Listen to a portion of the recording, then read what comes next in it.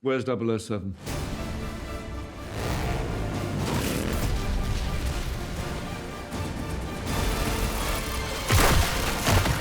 This is it. Hello, everyone. Thanks for joining us. My name is Wendy Mitchell. I'm a film journalist, and I'm thrilled to be moderating this talk tonight with some of the amazing sound experts who worked on No Time to Die. I'd like to introduce three amazing veterans of the sound world. We have Paul Massey, who is the re-recording mixer on the film. Just a few of his other hundreds of film credits to mention include Ford v Ferrari, Bohemian Rhapsody, The Greatest Showman, Fantastic Four, Last of the Mohicans, even back to Boys in the Hood. Next, we have Simon Hayes, who's the production sound mixer. Some of his other credits include Les Miserables, Aladdin, Fantastic Beasts, Guardians of the Galaxy, and Prometheus. And last but not least, we have Oliver Tarney, who is supervising sound editor. Some of his past work includes on films like 1917, Jason Bourne, Captain Phillips, and he previously worked on two other Bond films, Quantum of Solace and Casino Royale. So I am really excited to delve a little bit deeper into the sound processes on this very special Bond film. Paul, let's start with you. This is the first time you have worked on a Bond film. Can you tell us a little bit about some of the particular challenges you faced? Because this is the first Bond film mixed for Dolby Atmos, I believe. Is that right? I believe it is, yes. I'm not 100% sure on that, but I believe it is. Obviously, that gave us a much bigger arena to play in. I must admit, I was a little bit nervous, having never worked on a Bond film before. There's a lot to live up to. The recordings were fantastic, the production recordings by Simon. And obviously, there's a lot of areas where there has to be noise on set, you know, like the scenes like where the boat was sinking and such. That the dialogue obviously presented its own challenges, and along with the music, I had an awful lot of input from Hans Zimmer and his team, and a lot of flexibility in the planning processes of how they were putting the score together.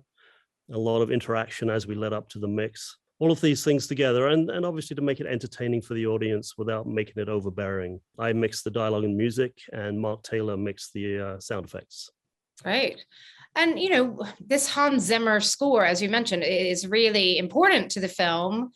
How do you ensure that it gets enough attention without overwhelming the rest of the sound? Well, clearly the Bond theme has to rule. When that came in, that was pretty exciting. But the way Hans delivered everything to me, I had tons of separation on all instrumentation. So guitars were separate from drums, from strings, from brass, etc. And having already spent some time with him, listening to some of the demos and going through some of the score as it was recorded, but before it was mixed and presented to me, I was able to sort out what was important within the score itself to make internal balances, but then also to have the flexibility to pull certain instruments or highlight certain instruments when either dialogue or sound effects needed to take the lead in a scene. So I think it was all about, you know, the separation and just maintaining some sort of continuity for the audience so that exciting scenes came up to a certain level. And others that where you could take a little bit of a break could give some relief to the audience and not become overbearing throughout the film.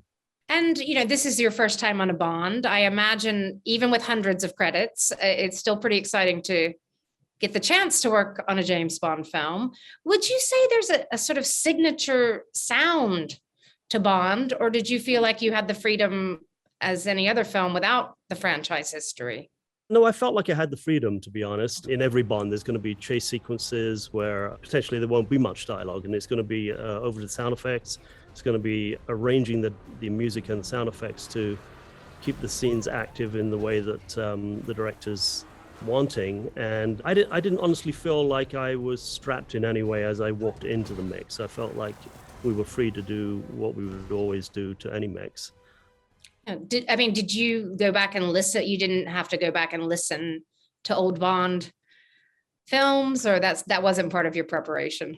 No, that wasn't part of it. I mean, clearly I've seen enough to know what they're about, but I didn't feel like there was, as with some other franchises, there would be a unique sound that had to appear in every single film. It was just a question of making it lush and rich and exciting for the viewer. Well, it certainly is exciting. So you delivered on that. Simon, I'd love to come to you next because you're also new to the Bond world. Funnily, you've worked with Daniel Craig quite a lot in the past, but not on a James Bond. I mean, what's it like to get the call to say, will you work on James Bond? Well, it was amazing. Firstly, because it was a Bond movie, and we all, anyone in the film business wants to do a Bond movie. It's a kind of badge of honor. And but even more so for me, I fell in love with this franchise when I was about 6 years old. And when I got into the film business as a 16-year-old, it was always on my bucket list. I wanted to do a Bond. And we made layer cake with Daniel just before he got the job as 007. And I was kind of hoping that I may get the call then, and it didn't come. And so it was just wonderful to eventually get that call and be able to work with Daniel on his last outing. Yeah, I'm sorry to see him go from Bond. I really am. I know a lot of people are. He's really magnificent in this. Can you tell us a little bit about some of the challenges you faced? For instance, the film was shot partially on IMAX cameras and they're quite loud. Is that right? So the IMAX camera was a real challenge, but it was something that Carey and Linus, the DP, wanted to use as much as possible. But what was wonderful was that they collaborated with myself and Oliver very early on, got Oliver and myself talking, which doesn't always happen between post-production sound and production sound. We were really blessed that Eon Productions wanted to get Oliver and I talking as soon as possible, liaising with Carey and finding out exactly how we could filter out the IMAX camera noise and what the parameters were. We discovered that we were able to filter out the camera noise on action sequences, and we were able to say to Carey and Linus, look, use the IMAX on the action sequences as much as you want. You're not going to have to re-record the dialogue. It is going to be cleanable, but when we go into the emotional storytelling scenes, then at that point it's going to become more difficult because the actors' volumes come down. And so, Carey's a great filmmaker. He obviously wanted to protect the original performances because those original performances really do carry the emotion, and they're unique and magical, and it's so hard to recreate those in ADR afterwards. And what was wonderful was we had Carey's full support, and he decided to shoot all of the more emotional sequences on 65mm or even 35mm cameras, which allowed us and the actors to come down in volume. And what I decided to do was, on those scenes, I decided to go for a more old school feel. We ran booms. For instance, in the MI6 offices, we ran booms at all times. And that's what went in the movie, very rarely lavaliers. The same for any scenes with 007 and Madeline in emotional sequences. We were trying to capture those on booms as much as possible because we knew that as soon as the car chases started and the plane sequences, the boat sequences, and anything action orientated, we were going to be relying a little bit more on the lavaliers because we could get better signal to noise, which allowed Oliver and Paul to be able to filter out that IMAX noise. Pick it up! Pick it up!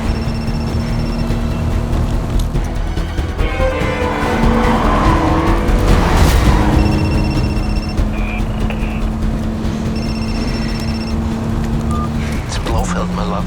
Your father would be so proud of you. Your sacrifice will be our glory. I don't understand. Bravo, bravo.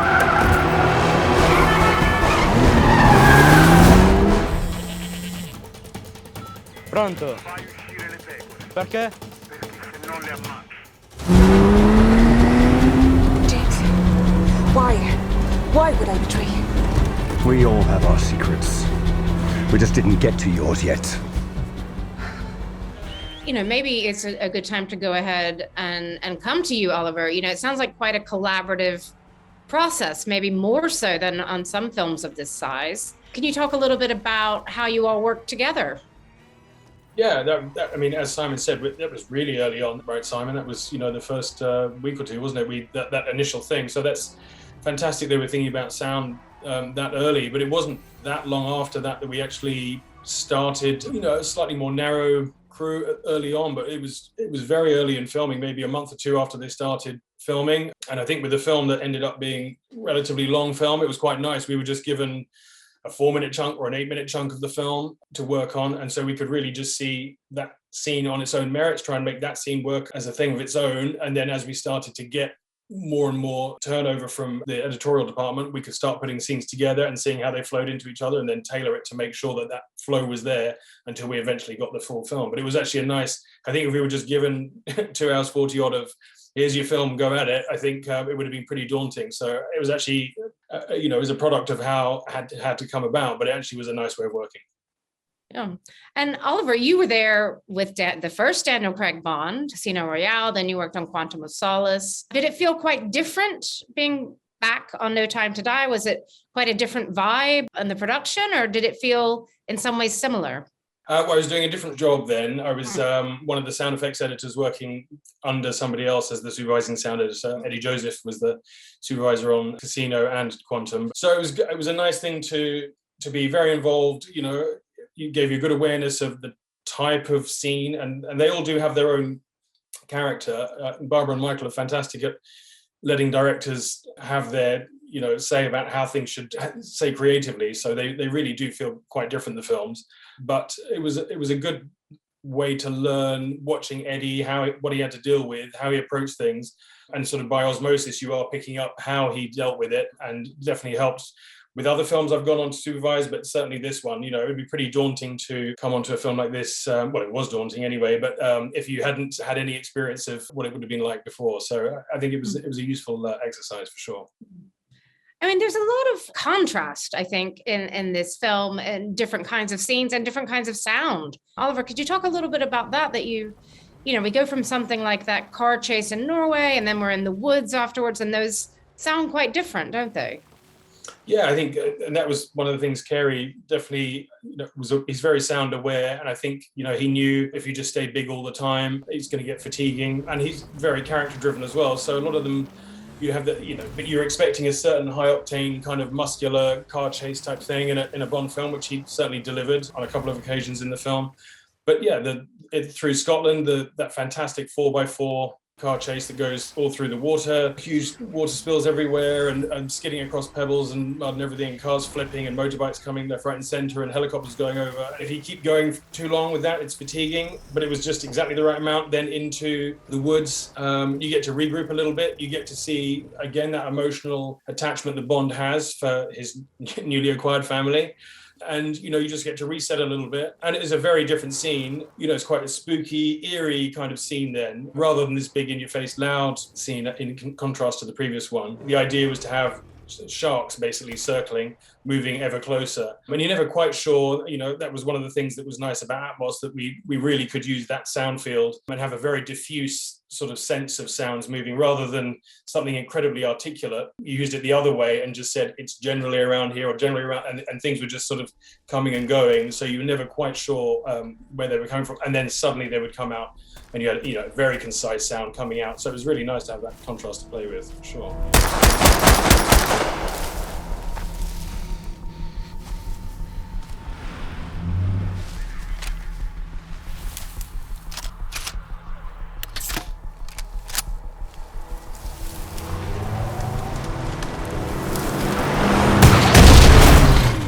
Simon, maybe we could hear from you about some of those challenging scenes for you to work on, or some that you really loved working on, maybe like that nightclub scene in Jamaica. You know what? I really enjoy recording nightclub scenes because I've kind of got a methodology that I think helps. And what we used was a thumper track. A thumper track is where, rather than having the actors pretend that there's music in the background, we actually play sub bass, which can be filtered out by the guys in post. So Paul would have probably heard some sub bass thumping along, which he would have got rid of afterwards. But what that enabled us to do was one of my bugbears with nightclub scenes and a lot of other movies is the cast start whispering, and you're kind of watching these scenes and thinking, this just isn't real. They wouldn't be able to whisper sitting in the corner of this nightclub with this big dance hall floor going on in front of them. So I went to Cary very early on when we were discussing that scene and said, look, Cary, I've got this idea. I want to run a thumper, a sub bass track really, really loud.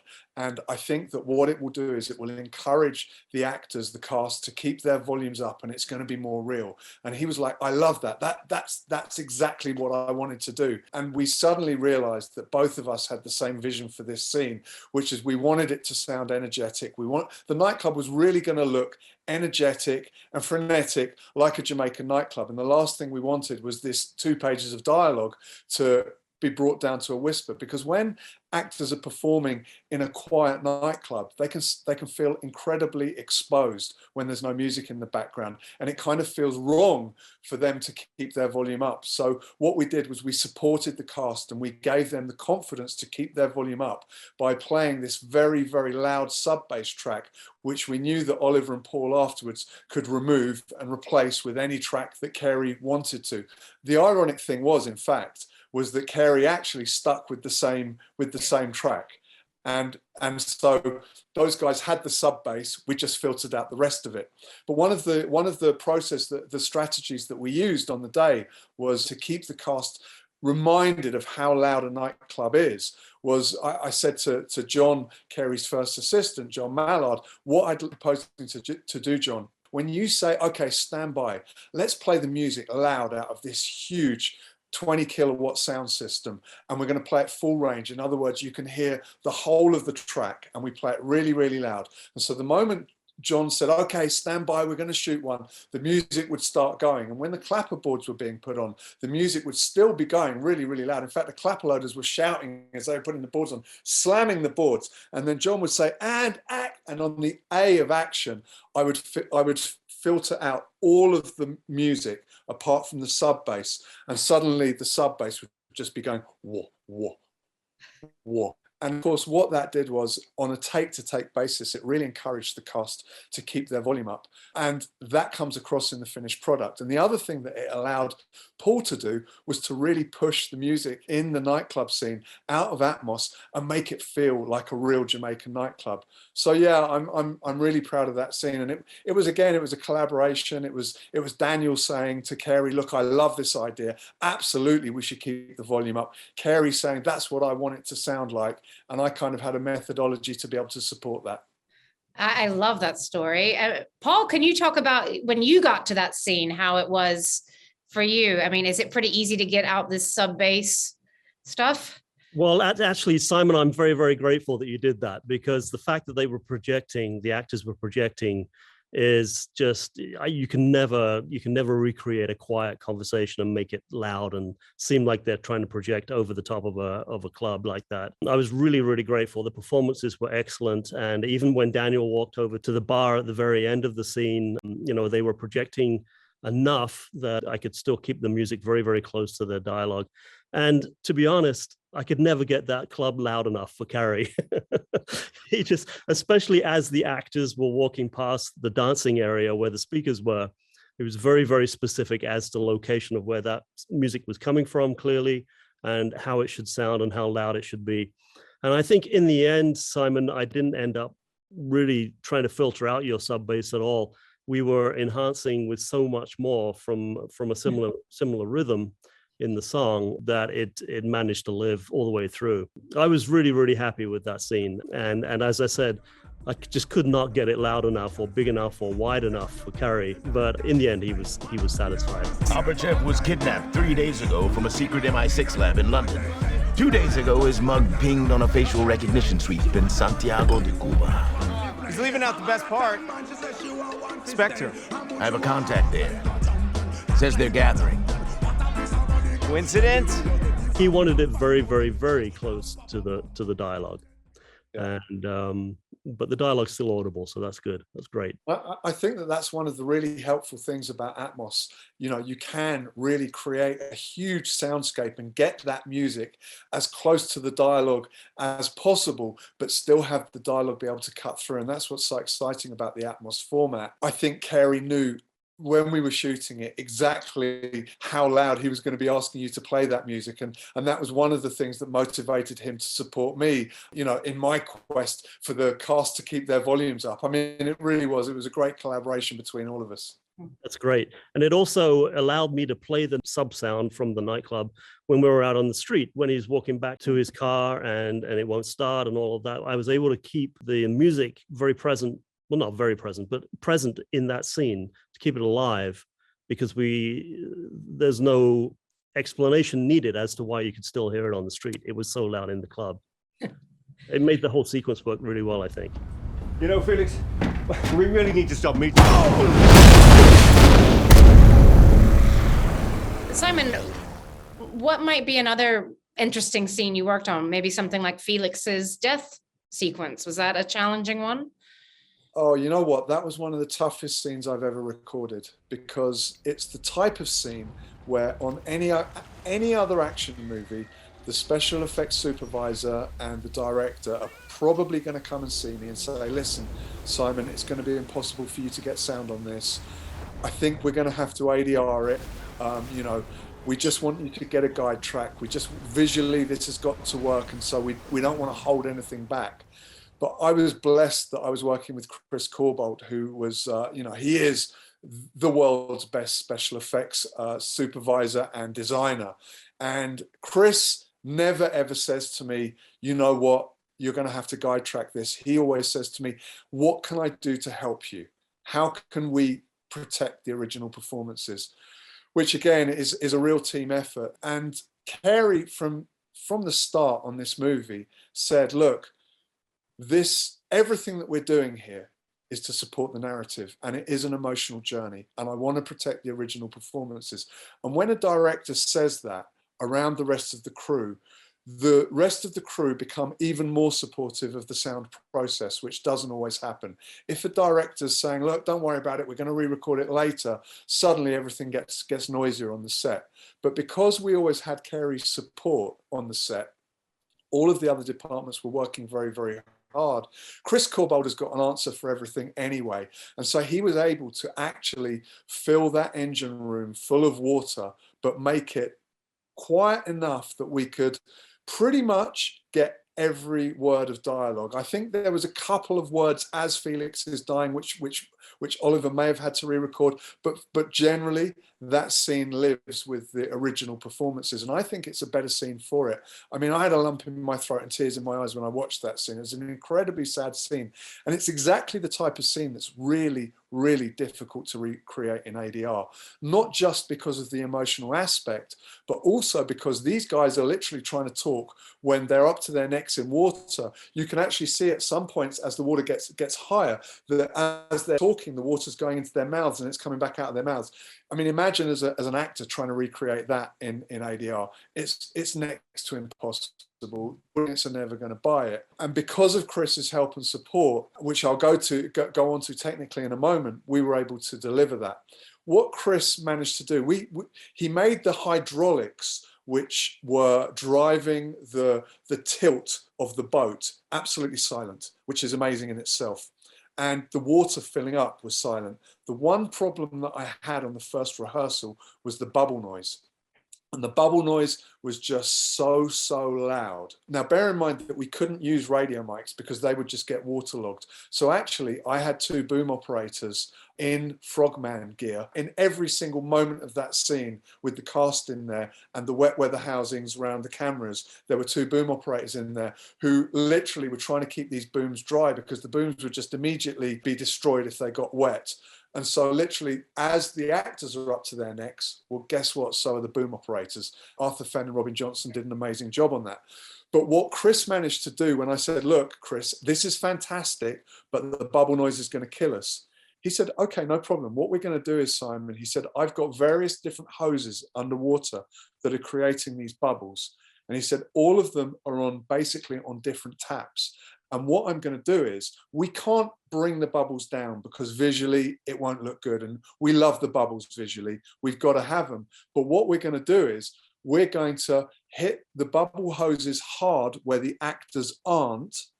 Wherever the dialogue takes place, those hoses that supply bubbles will be turned down to minimum. And so basically it was almost like choreographing these bubbles underwater as the craziness of the water is filling up in the boat.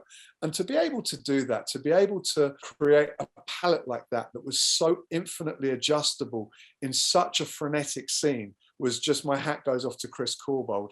And also what I would say is for Oliver and Paul to be able to rescue that dialogue, because it did need rescuing. It wasn't just all about me and my boom operators. That dialogue needed cleaning up, and it needed treating very, very sensitively to get it working.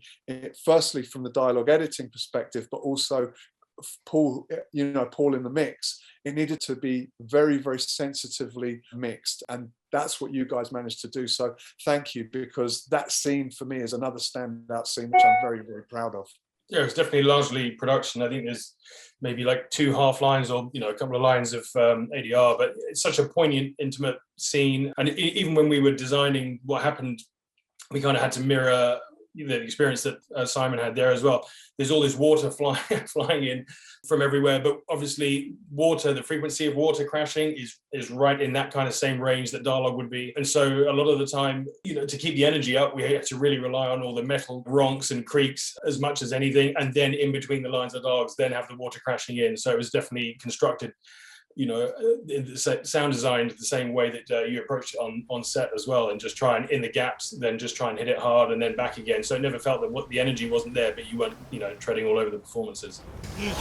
Come on, Felix. We've been in worse than this. Let's go.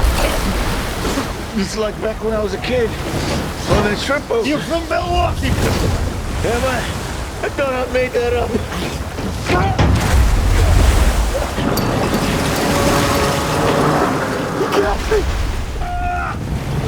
Just let me go. Let me go.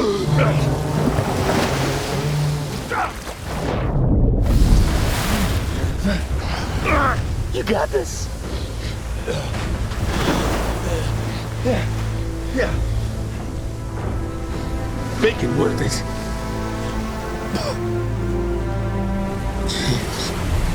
It's a good life, isn't it? The best.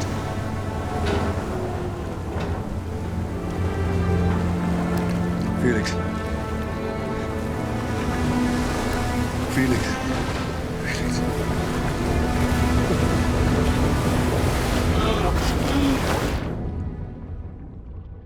And Paul, that scene for you, how was it in the mix?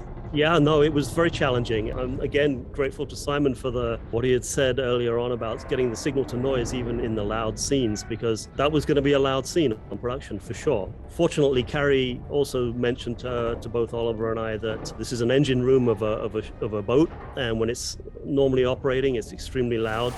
And obviously when it's sinking, we've got a lot of roinks and creaks and groans from the whole thing as it's going under, and the stress is on the metal. But there came a point where that whole scene had to emotionally, the ship and the sound of the water and all of the extraneous noise had to disappear somewhat as the scene became more emotional. So we weren't able to, hide underneath the loud water and the bubbles and the creaks and such all the way through the scene. But fortunately, we were able to clean up the dialogue enough that as Felix is taking his last breaths and as he's leaving and Daniel's got to get out of there, we had enough signal to noise again from Simon that we were able to clean that up and make the scene work.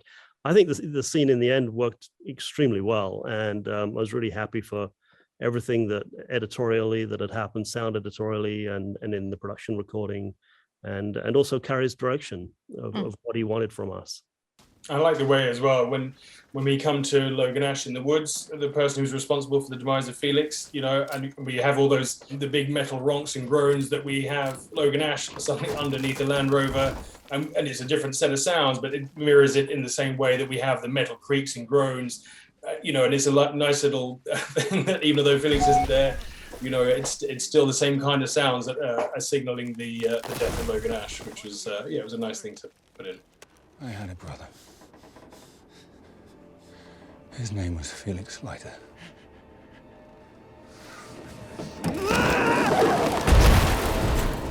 And Oliver, can I ask you, some of the other action scenes, some of them sound quite different. And as you said, you were able to sort of treat each one like a set piece and do it individually and then make sure they they worked together. But what were some of the other challenges of some of those key action sequences? Dynamics was definitely a big thing. Keep it going big and small, more intimate, more tight, and then going to a very large scale.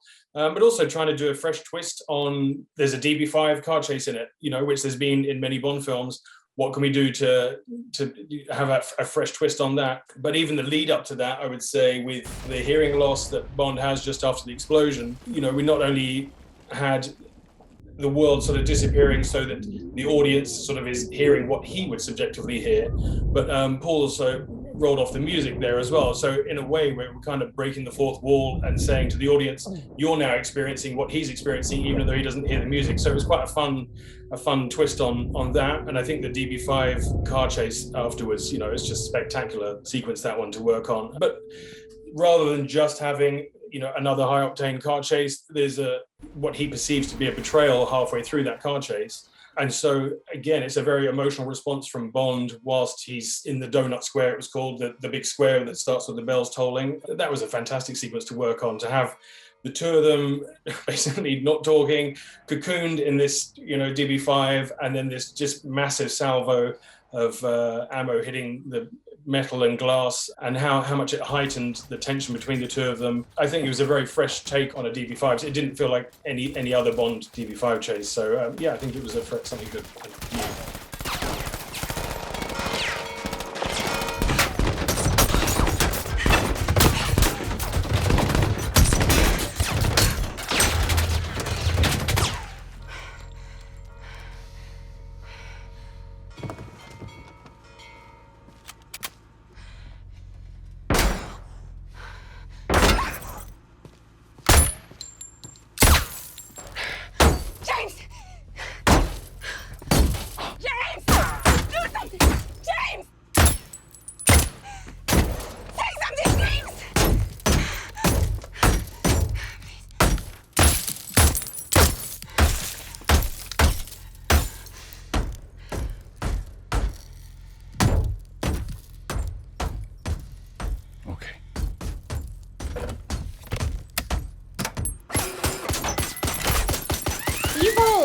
Worked on some, as we mentioned at the start, some amazing and huge films and all types of productions. I'm just wondering what it's actually like to work on a Bond film. It sounds quite collaborative and very communicative, even though it's this huge movie making procedures. Simon, this was your first time on a Bond. How did you find the experience of how all the teams work together? It was an amazing experience, and the best way to describe it is it was an absolutely huge movie that, as we were shooting it, felt like a very, very small and intimate movie.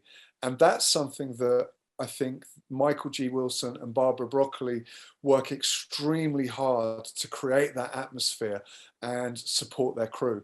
And I've certainly felt 100% supported through the whole process. And I think that everyone's on the shooting floor realizes that they've been chosen to do this movie for a reason, and they're bringing their A game. No one is phoning it in. Everyone is absolutely trying as hard as possible. And what happens when the best filmmakers around try and do the very, very best job possible and are supported completely and utterly by production and director is magical collaborations happen. And that's what happened. And just to give the kind of example, often there is pushback from costume when we're trying to put mics on the Bond movie. All we got from the costume department was help and collaboration. Nothing was too difficult. When we had to put 2 mics on Daniel was up for it. The costume department completely supported us in that, rather than saying, what do you mean 2 mics? Why are we going to need that? The VFX department supported us, painting out a cable down the back of Rami's neck. And because we had the young girl with us, Carey didn't want to cut the cameras and shoot the scene in a stilted way because it's an emotional scene. He wanted to shoot from the beginning all the way to the end and cover it in multi-cameras so that we didn't have to cut. We couldn't get booms in because we were shooting extreme wides, mids and tights all at the same time. And very, very quickly, when we were presented with this problem, I said, okay, here's the route out of it. We put a microphone in the hair, but we're going to need to have a cable down the back of the neck. And the VFX supervisor immediately was supportive of it, didn't question it, said, yes, I can do that. It's not going to be a problem. And I went to Carey, having got the go-ahead from VFX, and said, Carey, look, this is what I'm suggesting. And I was getting ready to pitch it to Carey and to have kind of a 10-minute conversation with Carey saying, well, what does it mean? And Carey just looked at me, said, does this mean we won't have to ADR it? And I said, 100%. He said, do it. I'm 100% behind you. And just having that kind of support was just, it was really, really humbling, and just made my job so much easier. And Oliver, you had, as we mentioned, worked on some previous Bonds, but had you ever worked with Carey before? No, that was totally new, and the editors as well. I'd never worked with them before. But as Simon said, everyone's on their A game on these films, and it sort of comes from the top down. Barbara and Michael, give you all the resources you need, make sure that the size of the crew is correct, that you have access to the DBS, the DB5. All the motorbikes, the Land Rovers that aren't, on the market yet, everything you need on a track with all the stunt drivers who did all the scenes on the film, you get everything you need. And it's such a wonderful resource to have. Obviously, the expectation is then you deliver, but, they've given you everything to be able to do that. So yeah, definitely being set up to succeed. Everyone's kind of felt that very much. Paul, had you ever worked with Carey before, or what would you say is his style as a collaborator, as a director? No, I'd never met him before. So this was all new to me, and his creative input in talking us through scenes was great. I had worked with both editors before, not together, but Elliot and Tom. So I knew what to expect from them. But, even when you know what to expect from a coworker, you're going into a film completely fresh, and it always comes up with its own challenges and rewards. But like both Simon and Oliver have mentioned, everyone's on their A game. There's sort of a common goal that you can't half-heartedly come into a Bond film. You have to give it your all. And also, in the final mix, we didn't really have a huge amount of time, which in many ways is quite useful. I think we had about 3 weeks, Oliver, right? In many ways, that's very useful because you become a very collaborative team unit, and you're all working to that deadline. You're all working to that goal of finishing. In the end, of course, the film sat for about 1.5 years after we finished.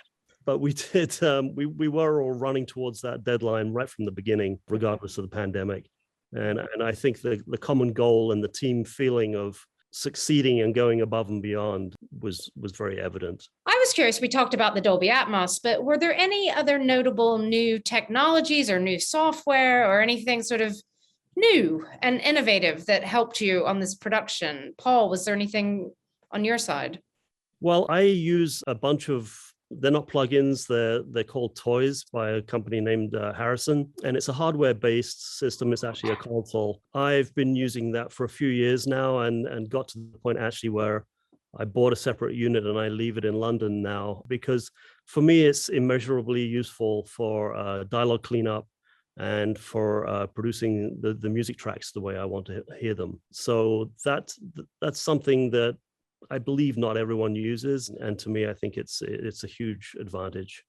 And Simon, any sort of innovations for you to mention? Well, the first innovation is, again, I just want to thank Barbara Broccoli and Michael G. Wilson for allowing me to have 2 boom operators, because having 2 boom operators on a film not only gives us twice as much chance of getting good production dialogue, but it also supports the cast, because it means that they can overlap, and that there will be a route out of those overlaps in the cutting room. Because if you have someone off camera overlapping in a very emotional piece of dialogue, it can often lead to ADR. But when you've got 2 booms and you can put a boom on those offlines, it means that there's a route out of it and that you can use the production dialogue. So the first thing that was innovative was having 2 boom operators at all times on every single scene. The other thing regarding new technology was on any of the sort of the quieter scenes, we went with very, very old school Sherps hypercardioid microphones and let them breathe. But then what we did on the action sequences, we used extremely new Sherps microphones called Super C-MITs, which actually have a processor within them that cancels out anything that's off axis. So there's basically a load of digital technology going on inside these microphones, and anything that isn't being pointed at, the microphone is trying its best to remove. And what that means is when we're in the middle of a car sequence or anything with noise, wind machines, it means that we're almost removing background noise in 3D, which is very, very helpful, because a lot of the plugins that are used in post work in 2D. If you can give the 3D choice, which means that as the microphone's moving around the room, it's sensing where it is in relationship to the background noise and doing its best to remove that background noise, then that's a really, really exciting innovation, which we used on every action sequence. But at the same time, I'm at pains to add, we also have an unprocessed channel, so that if Paul or Oliver at any point think to themselves, do you know what, the processor isn't quite doing what we want here and we can hear artifacts, they can go back to the unprocessed channel. So it's almost like you get the best of both worlds. And what I really see my job as a production sound mixer in the modern world is to create choices. You know, I want to be able to give Paul and Oliver and Carey choices in the mix. I don't want them tied into any workflow which may be detrimental. And I don't know, when we're shooting the movie, what Tom and Elliot are going to do, where they're going to intercut between different scenes, perhaps out of story order, in the cutting room after the film's finished. So what I want to be able to do is to make sure that I'm giving the right acoustic choices, so that whatever Paul decides to do with the score and the sound effects in the mix, he's got the right microphones to be able to do that, either to give incredible signal to noise as we spoke, or perhaps when things need to be pulled back and be less frenetic, then go with a more old school feel with a wider microphone. And that's really what I wanted to do, was to just supply as many choices post as possible. Great. And Oliver, anything particularly notable or innovative that you were able to do? I mean, I think those algorithms that we use for cleaning up dialogue just keep getting better every year. You know, RX is just a wonderful tool, and the IMAX camera noise, you know, maybe 5-6 years ago would have been a bigger issue, but with Simon's recordings and what we could do and then what Paul could do, you can just get it above that level where you go, we can do this. I guess, you know, granular synthesis, things like that, when if you listen to the ambience in Saffin's Island, when they're up on the gallery and they're looking down at the bio farm, and you hear all the acid sort of steaming up, all the little tannoys and things there definitely sound very different from a normal Bond film. You know, we'd watched, as you should do, you know, due diligence, you go watch the director's previous work and make sure, most of it I'd seen anyway, but he's not afraid to do, you know, some pretty surreal things at times on some of his shows. And visually, it's such a stimulating kind of thing with the costume design and the production design there. And it's a pretty strong, bold, and kind of weird look. And so we were like, okay, can we do slightly dissonant, weird tannoys that sound, you know, different to you'd expect? And we had the sort of disinterested Russian voices coming out, you know, just washing out over those areas with reverb. And it didn't sound like a normal Bond baddie lair at all. It does later when they crank up the old 50s kind of Russian stuff. Then we changed all the sounds again and had different voices. But you know, he was good at giving us those types of scenes to work against. And he was like, "Yep, fine, let's go with that. Let's have something that feels fresh and different there." Yeah. Thank you so much for your work on this film. I mean, No Time to Die was the film that brought the world back to the cinema. And I think that's down to partly the sound. It sounds amazing. And yeah, as you said, there's hundreds of craftspeople who are working at their absolute top of their game to make a film like this. So Paul, Simon, Oliver, thank you so much for joining us for this talk and for explaining a little bit behind the scenes of No Time to Die. So thank you to everyone who tuned in. Thank you to MGM, Universal, Eon Productions, who brought us together for the talk today. Stay well, everyone. Thank you. Thank you. Thank you very much.